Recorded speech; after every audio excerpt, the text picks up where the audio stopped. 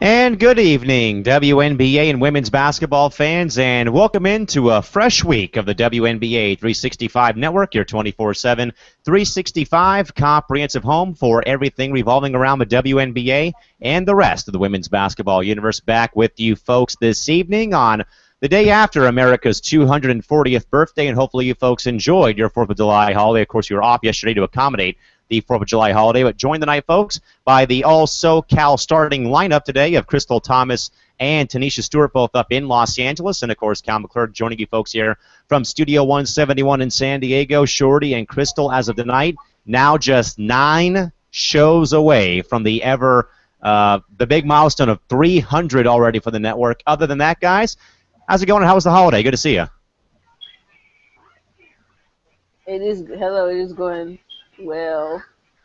Yes, everything is going good. Had a great 4th of July yesterday, so ready to get back into game action. And again, folks, hopefully you guys as well had a very good and fun 4th of July holiday out there like normal, folks. Facebook and Twitter wide open for you folks like normal at facebook.com/WNBA365 or hit us up on Twitter at WNBA365, at Calimac3, at ShortyMamba24, or at Pup1010 with the hashtag WNBA365. Or if you're viewing us live on the viewing us live on the live viewing page, hit up that live chat box. We'll get to your commentary and your comments and thoughts and questions when we have a minor break in the action. Of course, guys, before we get to anything about the games today, of course, some pretty big news off the court.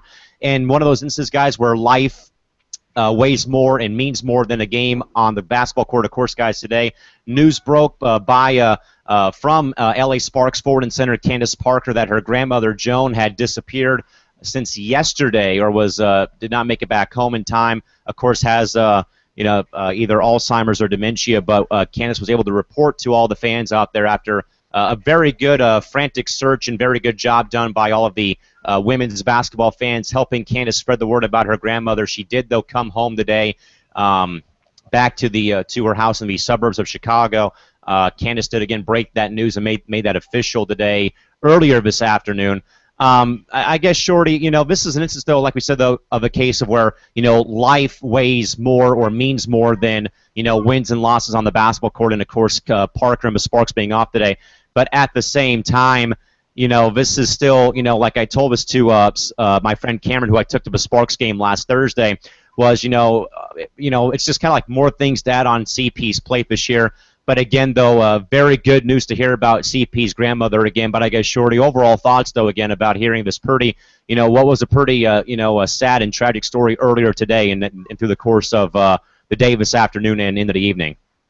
Yeah, it was pretty tragic, for a loved one of Candace Parker's to, be missing for a few hours or whatever the case may be. But just luckily, through God's blessing, she was brought back and returned home safely, and one of the biggest things that I did like is, the basketball community, fans and players alike came together, spread out the word. I have a couple of Lynx fans on my timeline who also spread, out the word as well. So it's not just it wasn't just Sparks fans, but like I said, the WNBA community as a whole, sharing the word, and good thing, she's returned home safely. And Crystal, that was the biggest talking point, though, I told Cameron and his girlfriend Sarah, who came to the game with me in LA, was, you're not going to find a more classier or more fan-friendly or fan-orientated fan base in any pro sport other than the WNBA and the women's basketball community. And I know that, Crystal, you said during your one-on-one show that, it's such a very close-knit community that you never know who you may see at a game or who you may end up playing with or talking to. And in this case, again, all the fans across the league spreading the word about Candace's grandmother disappearing. A lot of her former teammates and ex-players also doing so. So again, I guess, Crystal, I guess your reaction, though, to how, not like Shorty said, though, not just LA fans, but the entire women's basketball fan base rallying around to help CP out during another pretty difficult, chapter of her life, and also in a difficult chapter too for this entire season for her as well. I mean, I'm just happy that her grandmother was found. I know it was and is a pretty personal time for her and her family, but I'm happy that she was found at, I believe they said, an Applebee's or something. So I'm happy that they were able to find her and they could hold tight a little bit and well, not hold tight, but they could be a little bit more calmer and I'm just happy, that's all over for her, and hopefully now she can just have her mind focused and ready straight on basketball. And I want to give all of our great WNBA women's basketball fans a shout out too for your great work too during this again pretty chaotic day for Candace Parker and her family. But again, according to reports, Candace Parker's grandmother back home safely in suburban Chicago after again leaving and disappearing earlier today. But again, shout out to all you great fans again for helping CP out today during the course of the entire day. Again, as we talk about that once more. Now, again, folks, before we get to the action again, but again, as a reminder again about what is coming, folks, there's a lot going on here, a lot of moving parts and puzzle pieces for the WNBA 365 network for the entire month of July. And again, folks, as well, again, we are now 9 shows away from 300 coming up sometime soon. So, Shorty, I know that, and again, folks, we'll get to the game action momentarily, but again, Shorty, like I said back on the 2-year anniversary again, when I really sat here and thought about this idea 2 years ago, I don't think it would have lasted a week, a month, or now a year or 2 years. And now, Shorty, 300 shows almost in the books, 300 different chapters written for this ongoing WNBA novel and women's basketball novel going on. Shorty, as you kind of think about it again, 300 shows for, again, a program and channel that I didn't think was even going to last a week. So I guess how much is riding on that 300 show when we get there, I guess, for the network itself? I definitely think, it'll be a big moment, for the network. I mean, we now, hopefully 300 shows going strong. I mean, like you said, it started off as an idea in your head and it exploded into, something bigger. But just, props to the show viewers who watch us, regardless if it's 4 or 5, people a night. I mean, at least we have some viewership, so that's definitely a great thing for the network. So, Crystal, you figure this is now the 291st show in little over 2.5 years of being on YouTube, along with the fact, too, that all of us here had an 80-show streak when we started the network, and we had 80 nights in a row where we had an entire panel or most of you guys on the panel. Of course, that streak was stopped earlier on last month. But again, Crystal, 300 shows coming up sometime this month before we do talk about the other countries. But again, Crystal, you and Shorty have been here at least for, I want to say, out of those 291 shows, at least 100, if not 105 of those shows. At least you guys have been here, too, along with me as well. But again, KT, again, to know that you're going to be a part of the 300 show on the network sometime very soon. I guess what does that say to you, though, about, not only the league's resiliency and the sports resiliency, but our resiliency, though, coming on here every night and still doing our best to give the league some type of publicity here on YouTube at least? I mean, it's pretty cool. We have that Gentle Lavender streak going on, that Iron Woman streak. But it's pretty cool. It's I didn't know it was that many shows. I mean, people really looked at my face that long and nobody got tired of it yet. So I guess we're doing something good. I mean, it's crazy. I know people started watching when I started going to games and people know who I am. It's weird. Like, sometimes I still don't know who these people are, and I'm just like, oh, hi. Because I'm just a nice person. So don't be afraid to say hi if you see me. People have been doing it, like, all season. But, yeah, I mean, I just think it's crazy that I've been on it for that long. I didn't know it's been 100-something shows. That's wild. They're not tired of me yet, so I guess that's good. If anything, they're tired of me for being here for 291 of these shows already at this point. Maybe you guys are, maybe you guys aren't tired of me just yet. But again, folks, getting back, though, to the other news again about July now. Again, it's going to be a pretty hectic month for us coming up, at least for the next couple days and weeks again. So to reiterate again, the press release sent out earlier this afternoon and evening again, we do have a couple of open dates coming up for you folks at this point in time, coming up soon again. So as a reminder again, July 10th, will be a special edition of the one-on-one show again, where you'll be stuck with me again for at least an hour or so again. I'll be back here on WNBA one-on-one, a full house of aces coming your way on Sunday. Of course, we'll talk about something that happened last week at Staples Center. Now, as well, folks, again, on July 11th and 12th, I will not be in studio. I'll be actually out in San Diego. We do have the Major League Baseball All-Star Game in San Diego. They already have festivities going on from Friday through Tuesday, so I'm going to be attending both the Home Run Derby and potentially the game itself on Tuesday. So we'll be off air on Monday and Tuesday the 11th. We will actually have our last day of programming for the entire first half of the season on July 19th, because I will be on a plane the next morning to Hawaii for vacation. We'll be off air from July 20th through August the 1st. We'll come back with you folks again on August the 6th to begin our Olympic coverage here on the WNBA 365 network. We'll have more, of course, on those dates for you folks later, time, date, and place. A couple comments from Todd Mintz about the upcoming 300 show. He says there's a lot of work to do for all of us to build this. I wish I had more time, but it's going to be a 24/7 job. This has to get very large.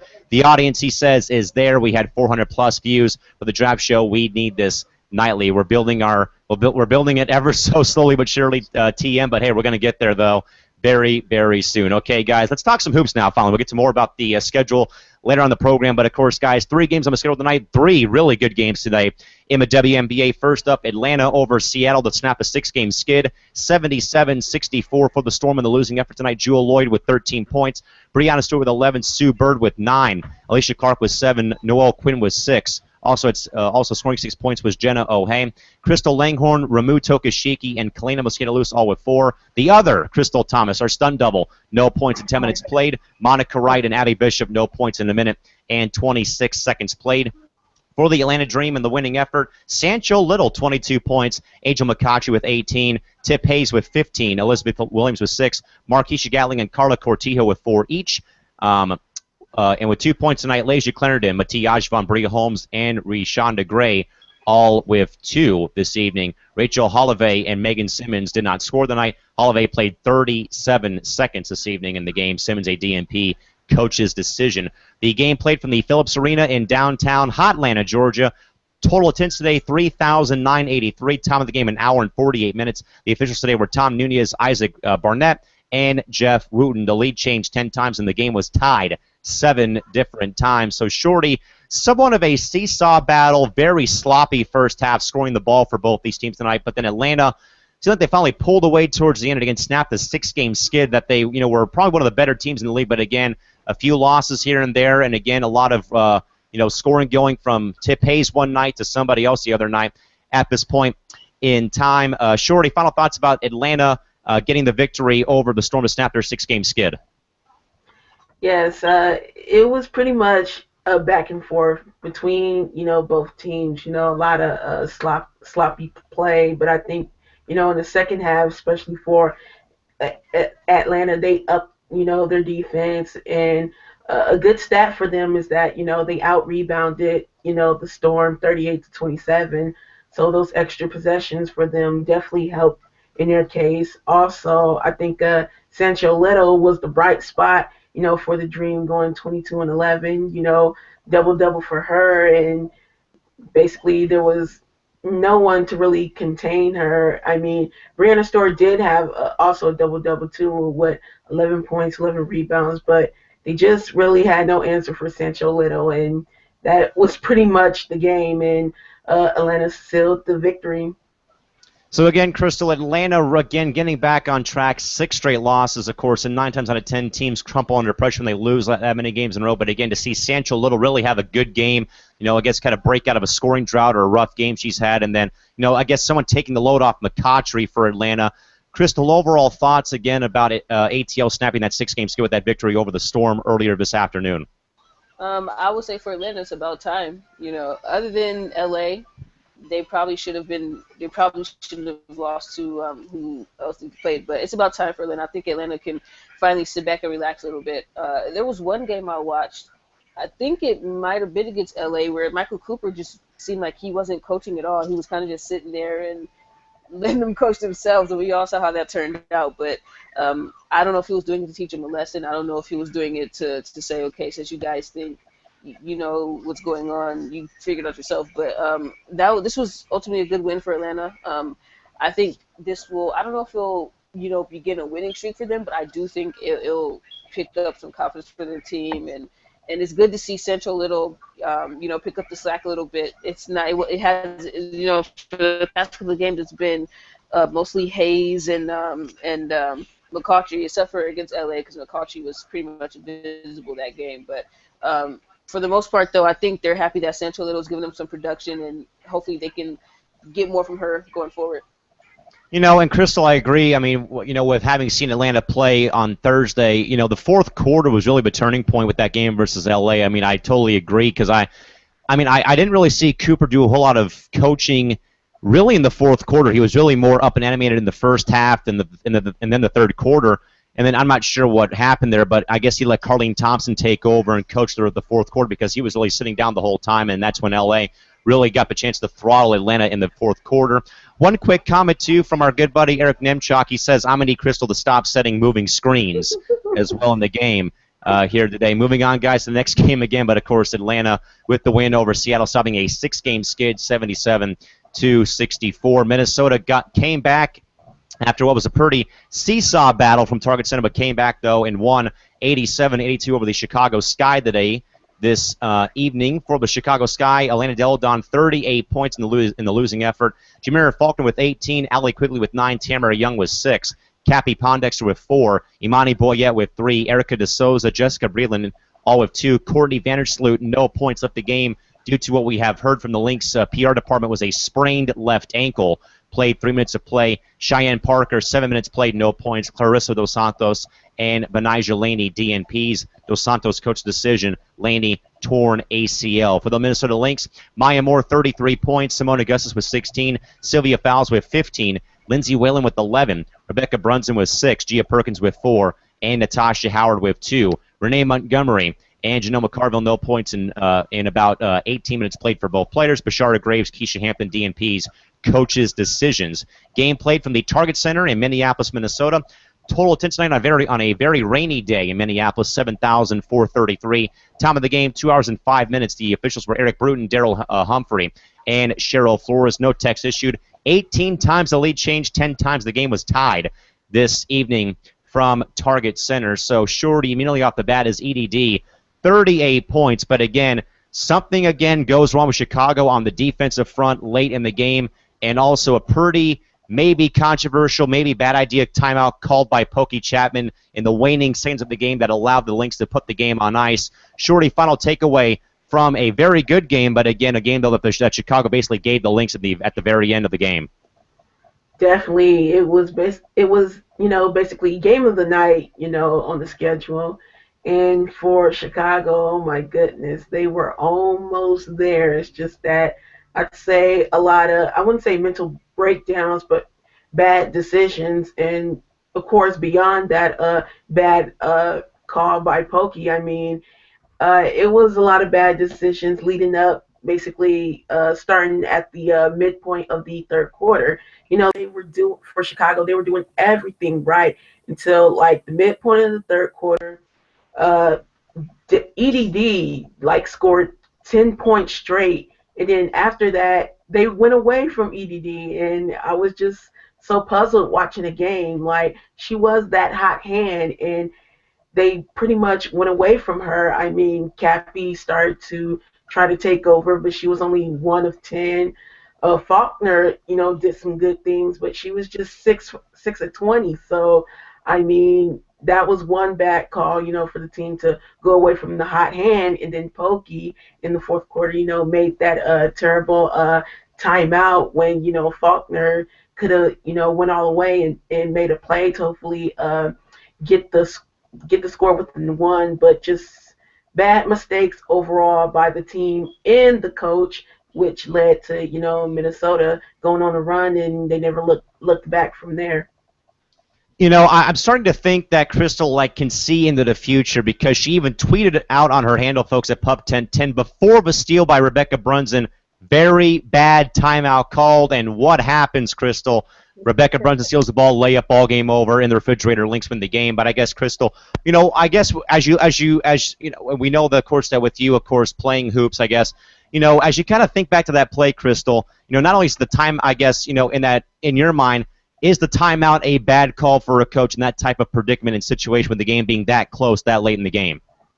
Terrible call. Can you guys hear me? I froze or something. You're good. Okay, that was a terrible call.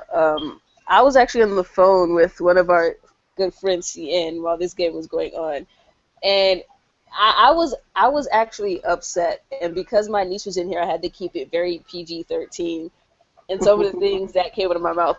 But you had a player under the basket right there, a fast break. You had Minnesota on their heels. They weren't going to be able to get back in enough time to block the shot or contest a shot. But you call a timeout right underneath the basket. That hurt my soul. I was just like, Pokey, what are you doing? Like, it's funny. I'm laughing because it was just so, it was such a bad call. And I honestly, like, I don't know why you would give a team of Minnesota's caliber a chance to set up on defense when you know, yes, we know that their perimeter defense kind of struggles a little bit, and yes, we know that of course they're going to have one of their best defensive players on EDD, and Brunson defense is pretty decent. You know, it's not that bad, and you can't give a team like Minnesota time to set up on defense. I mean, obviously we saw what happened. We saw EDD get the ball stolen, and yes, Brunson did travel at the end, by the way, but you know, I'm gonna be like the ref. I didn't see anything. Apparently, they didn't see anything. They let it go. But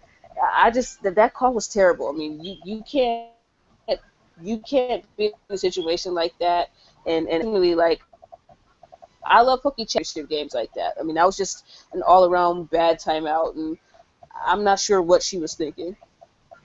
Yeah, probably not. Todd Mintz does say in this case, Vandersloot's absence may have hurt them down the stretch.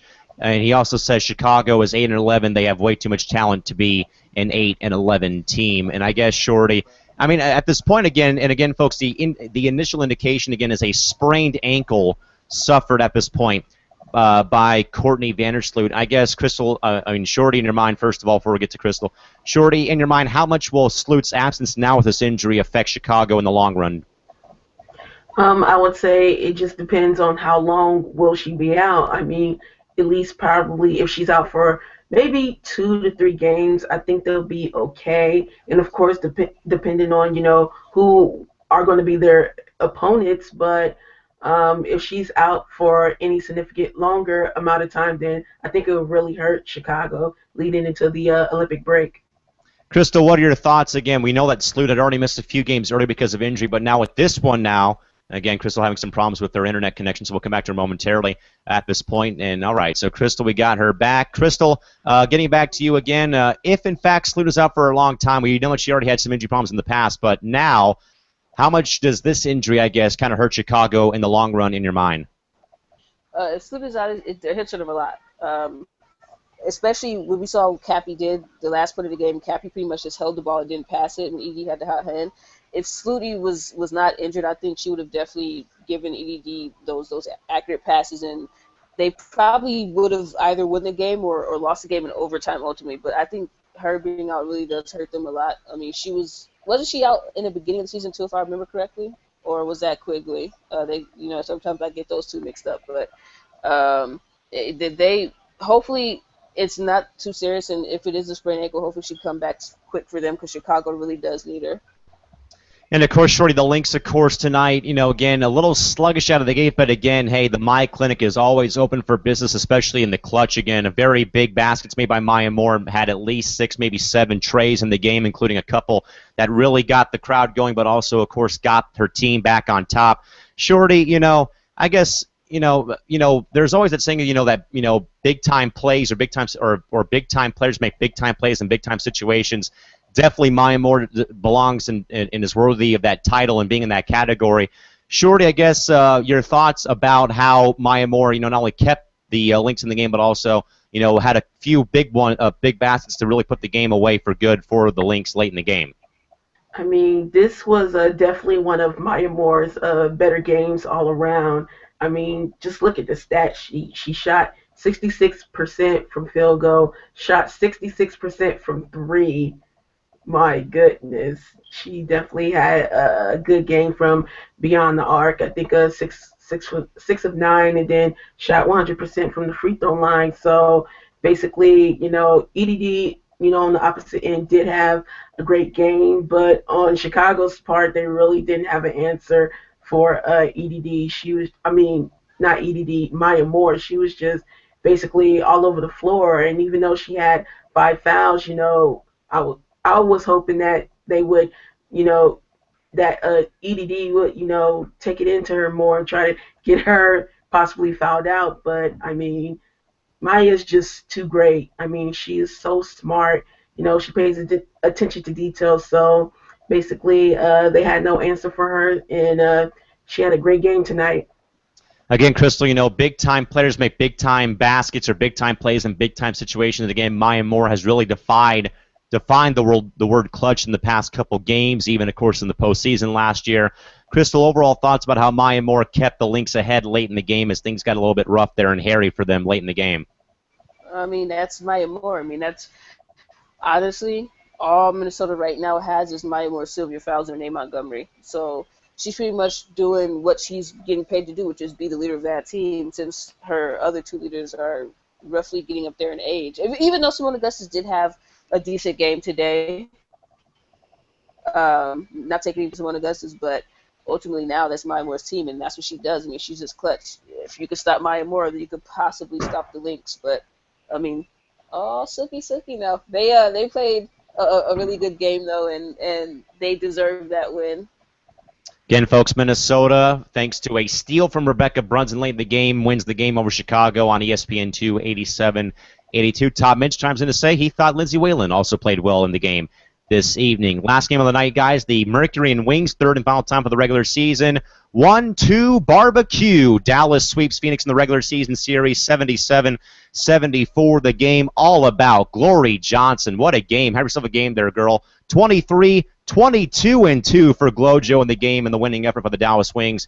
Across the Phoenix box score, Diana Taurasi, 22 points. Brittany Griner with 13, Candice Dupree with 12, Dewana Bonner with 10, Kelsey Bone with 8, Lindsey Harding with 7, and Sonja Petrovic with 2. Misty Bass and Alex Harden both held scoreless. Izzy Harrison and Penny Taylor DNP's coaches' decisions. Penny Taylor, as right now, still battling a bit of an undisclosed injury right now at this point in time. And for those Dallas Wings, as mentioned again, Glory Johnson, 23 points with 22 boards. Also had 2 dimes in the game. Odyssey Sims, 19 points. Ariel Powers with 17. Skylar Diggins with 8. Courtney Paris with 6. Cream of Christmas with 4. Brianna Kessel, Teresa Plaisance, Aaron Phillips, no points in their action. Ruth Hamblin, Jordan Hooper, DNP's coach's decision. Game played from the College Park Center in Arlington, Texas on the campus of UTA. Time of the total attendance tonight, 5,480. Time of the game, 2 hours and 1 minute. The officials tonight were Sue Bloch, Byron Jarrett, and Vladimir Voyade to lead. In the officials tonight, only an active player tonight was Plena Pearson due to WNBA concussion protocol. 16 times the lead changed, 18 times the teams were tied. But again, Dallas wins tonight, 77-74. So, Shorty, we'll begin with Glory Johnson again. 23 points, 22 boards, a 20-for-20 night for Glojo in the game today. Unbelievable game for Glory Johnson. As Tubman says, he thinks that Glory Johnson has never played better. Much of her damage done against Brittany Griner, she was possessed. Dallas showed what they are capable of this evening, and I'll tell you what, Shorty, I know that we've seen, Candace Parker, Lisa Leslie, Tina Thompson all go through the pregnancy and how they've come back. Glory Johnson belongs on that list of players that have battled pregnancy and have come back and have really done work and done damage. Again, 23-22 for Glojo in the game, Shorty. Thoughts about Glojo's big game versus Phoenix tonight? And again, a 3-game sweep for Dallas this year over Phoenix in the regular season. I mean, yes, Glory had a spectacular game, and I don't want to make too much of, certain oppositions in this matchup, but I just think she was really motivated to play against Phoenix, for a particular reason. But yeah, I think she was really motivated, and she came out and had a big game, and just overall for the Wings, I mean, oh my goodness, you look at the rebounding, they had 46 rebounds tonight, and 22 out of the 46 of those rebounds came from Glory. So she definitely had a big game overall, and then the team, overall along with her, got into, the rebounding action, and it carried them, to a win. Crystal, Todd also goes on to say Ariel Powers was also large, and so was Odyssey Sims with a couple of crucial threes, even though she was only 5 for 16. She hit some daggers. Diana had 17. I thought she kept the Mercury in it, but I like the Dallas defense tonight. Aaron Phillips stated last game they need to work on team defense. Crystal, your thoughts about how Glory Johnson really, was a pest tonight, and again, 23 points, 22 boards in the win, and again, a 3-game regular season sweep for Dallas over PHX in their in their first ever series sweep of a team in franchise history as well tonight. Well, they will have another chance on August 26th. Phoenix will have another chance to see if they can redeem themselves, but ultimately it wouldn't matter. Um, if this did have playoff implications, obviously Dallas would be the team that plays at home. And I don't think Phoenix wants to see Dallas in the playoffs right now as it stands, because I don't think, especially with the new rules, I don't think they would make it. I think they would be gone. Warm up the bus, pack up the kids' lunch. Let's get out of here. There's nothing to see here. Just might as well just leave. But I do like the way Glory Johnson played. I mean, 23 and 22. That's beast numbers right there. I think she was pretty much trying to one up Brittany Griner, although Griner did have a triple double. I think Glory Johnson, like Shorty said, I mean, obviously they're not gonna say that, but we all know that anytime she beats Phoenix, it's a sweet victory. I mean, we know that she probably circles the dates when they play Phoenix on her calendar. It was like, yeah, I'm ready for this one. But I mean, it was just a really good game. Dallas played well. Phoenix played not so well. I mean, I don't know what's going wrong with them, but they just don't know what they don't have the recipe to cook Dallas. And these wings didn't come barbecue chicken today. They let the Mercury have it. But I mean, ultimately Dallas played well. It was a good victory for them. Nice team win too. Everybody got involved. Do people still circle dates on the calendars, or they just use their watch or phone to like send an alert for that game? I'm not sure where we're at now in 2016. At this point as well, Tuttle says, don't forget, guys, well, that Pearson was also out because of injury, and Aaron and Phillips also had a minor injury, played 4 minutes, but they still, more importantly, won the game. And again, Shorty, I mean, I kind of want to know who we've talked about more times than never on here, whether it's been the Stars we've talked about a lot or the Mercury and their problems so far this season. And again, the Mercury did some, wheeling and dealing, for Harding and for Kelsey Bone, and they dealt Noel Quinn. And still, there's still something not doing this with this team. Again, DT has 22 points, has to carry the load again. Penny Taylor being injured also does not help. And again, as well, no bench production for the Mercury off the bench tonight. Not really anyone playing a good game except maybe Kelsey Bone, who led the bench, was scoring with 8 points. But again, Shorty, still something wrong there with Phoenix. I'm not really sure still what it is at this point. They're still on the outside looking into the playoff picture right now. So I guess, Shorty, what now for Phoenix now through 8 weeks of the season? Again, still nothing really to talk about with this team as of right now. Well, it's going to be just the same old story when it comes to San Antonio and Phoenix. San Antonio's problem, they can't score enough. Phoenix's problem, they can score, but they can't stop any other team from scoring. So with having that problem, especially this deep into the season, I mean, they're not going to get as far as they want to. Now, I'm not saying that they're not going to make the playoffs, but, they certainly are going to run into some problems. Phoenix, I mean, they're one of the best scoring teams in the league at 88% field goal percentage. However, once again, as I keep saying on the show, they rank 12th in defensive rating. So how they can score 88% from the field, but can't stop the ball. They can't stop any other team from scoring. So unless they tighten up on the defensive end, it's just going to be the same old story. And again, Crystal, I know that we just talked about this, and I know that, we really are not able to really solve the problems with Phoenix at this point in time. And by the way, Shorty, Todd says you're dead on right. San Antonio will never score with the slowed down half-court offense that they currently play at this point, so Todd agrees with you on that aspect. But I guess, Crystal, I know that we had really talked about, what has been wrong with Phoenix all season. Again, they go out and made a couple moves to kind of get back on track, but still, though, even with the roster procurement, that there still is not a definitive answer about how or why they have struggled so far, already, and they have kept struggling since they even made these moves, I guess. So, Crystal, is there any longevity in your mind for Phoenix going forward, even towards the limit break, and can they turn this thing around after the break does pass? I mean, when is it? Does anybody know when the trade deadline is? I don't think it passed yet, correct?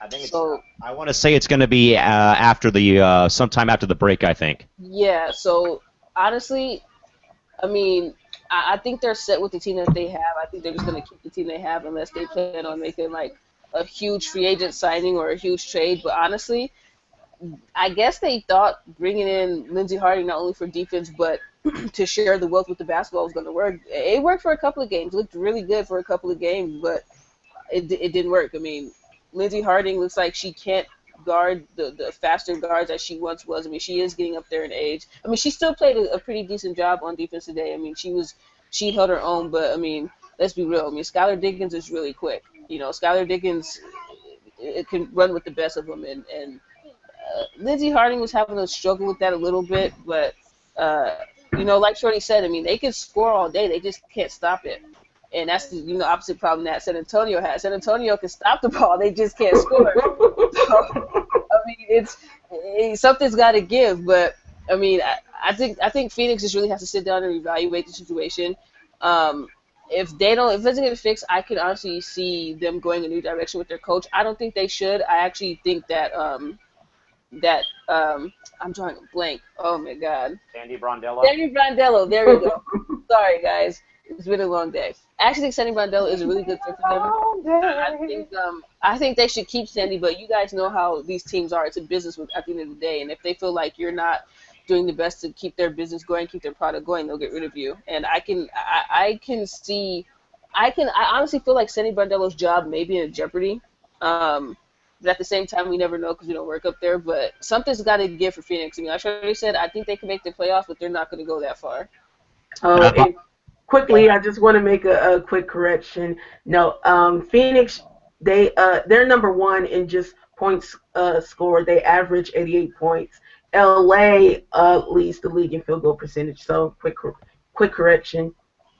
A couple things here about from Todd about when LA will play Phoenix next. Todd, you were right. They will play Phoenix 2 more times this year. One at Talking Stick Resort Arena on August 26th to start wrapping up their 9-game road trip, and they will play again in Staples Center on September 13th at 7:30. So those are the last 2 games that LA will play Phoenix this season. By the way, Crystal, trade deadline is August 30th, my mom's birthday, 5 o'clock Pacific, 8 o'clock Eastern Time. And also, KT, Todd says, you can't be serious. Sandy is going nowhere in his mind. So we'll see what happens after this season right. I really at this hope point. Right. But again, to revisit, folks, the scoreboard for today's 3 games across the WNBA. 3 games again tonight. ATL over Seattle, 77-64. Lynx over the Sky, 87-82. And the Wings over the Mercury, 77-74. 3 games on the Wednesday night schedule of WNBA hoops for tomorrow evening and afternoon. 4 o'clock, 8 o'clock, 7:30 local times here. Seattle at New York at 4 o'clock on League Pass or MSG+. 5 o'clock game. Mystics at the Stars on League Pass, and at 7:30 p.m. Indiana pays a visit to the red-hot LA Sparks on League Pass or Time Warner Cable Sportsnet and Time Warner Cable Deportes. We'll get picks and thoughts. Shorty first, Storm and Liberty. What do you got for us? Liberty. All right, just one vote for the Liberty already. Crystal, how about you? I'm going to have to go with Tina Charles and her New York Liberty squad. I mean, Tina Charles is in the MVP race for a reason, and I mean, I like Seattle, but I don't think they have what it takes yet to beat. No, I mean, we did see Minnesota lose to Washington, so anything is possible. So 2 votes for the Liberty. We'll make it 3. We all take the Liberty in the first game of the evening tomorrow. Again, that is Liberty Storm, 4 o'clock Pacific, 7 o'clock Eastern, Seattle, New York, League Pass, MSG+. Next game, guys, Washington at San Antonio on League Pass, 5 o'clock, 8 o'clock. Shorty, who you got? I have Washington because Emma Meeseman's 56% from the 3-point line is going to win this game. Ain't that right, Crystal? That is still so crazy to me. I can't believe that. That's amazing. I just can't believe a post is shooting that high from the 3. All right, so Shorty's going with Meeseman and her 66% 3-point shooting percentage in the Mystics to win on the road. KT, how about you?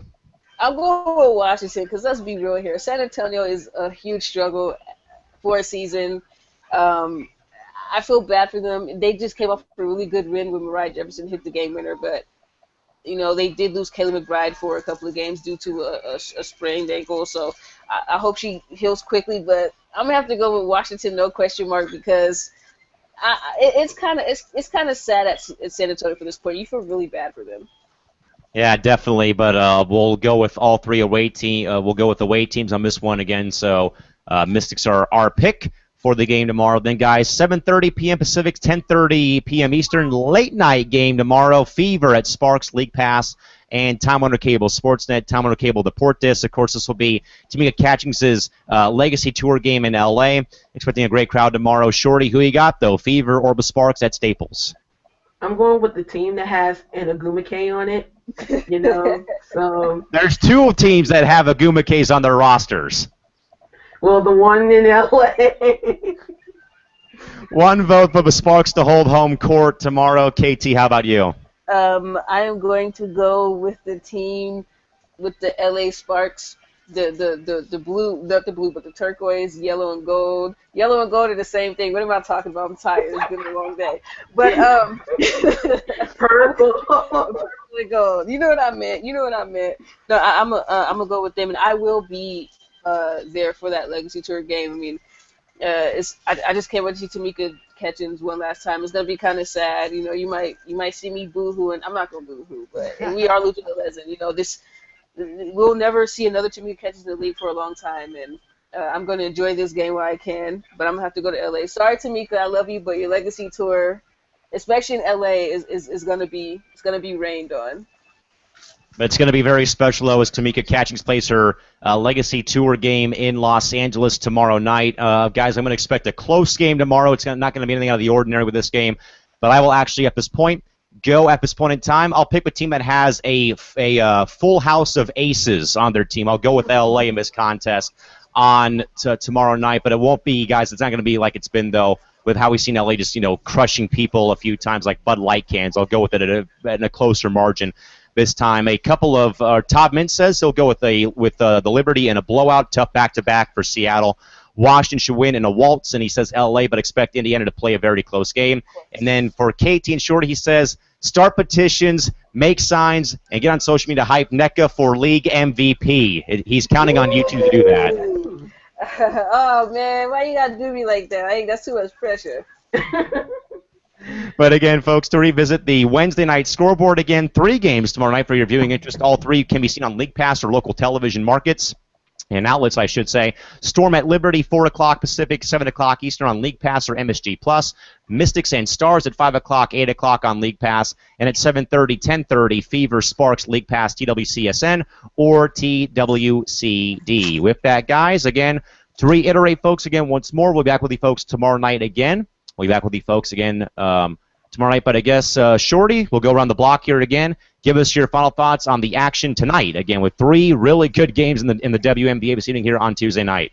Yeah, definitely all three, great games across the board. It's just that I felt like Chicago blew it. Though I do agree with Todd that maybe if they had, Sloot, maybe it would have been a different outcome. But just great game overall. Great games overall, indeed. KT, how about your final thoughts on the 3 games tonight in the WNBA? Kids, 2K players everywhere, don't call a timeout when you have a basket right there. Don't do it. It won't. I'm not going to say it will never turn out great, but in this case it didn't. But, yes, really good games. And, Todd, that's a lot of pressure on me. But I will try to get Agumake the MVP votes. I wish I had a vote because she would get them. There'd be co-MVPs if the guy in San Diego had to say, but guys, 3 great games again. Again, Atlanta wins their first game in 7 tries. Again, they had lost 6 straight games. Again, the Sky basically gave the Lynx an early Christmas present tonight at Target Center, and again with that, very perhaps not the wisest of calls made by Pokey Chapman for that timeout, and then of course the Dallas Wings get their 3rd win of the season, or win the 3rd game of the series versus Phoenix again in a very close game. But again, folks, 3 really good games again. Tonight in the WNBA, Atlanta 77, Seattle 64. Also tonight, this evening, Lynx over the Sky 87-82, and Dallas over the Mercury 77-74. To revisit your Wednesday night scoreboard again, Seattle at New York at 4 o'clock Pacific, 7 o'clock Eastern. Washington at San Antonio at 5 o'clock Pacific, 8 o'clock Eastern. And late night games tomorrow, Indiana at Los Angeles at 7:30. And 10:30 Pacific. With that, folks, we thank you guys for dropping by and joining us tonight. For Crystal Thomas and Tanisha Stewart, both up in Los Angeles, and for the man in the box, Todd Mintz, this is Cal McClurk signing off here from Studio 171 in San Diego. Until tomorrow night, folks, we'll be back with you folks back here tomorrow night, late night edition, following the LA and Indiana game. Till then, folks, good night and bye-bye. See you folks tomorrow night, and again, good night and bye-bye.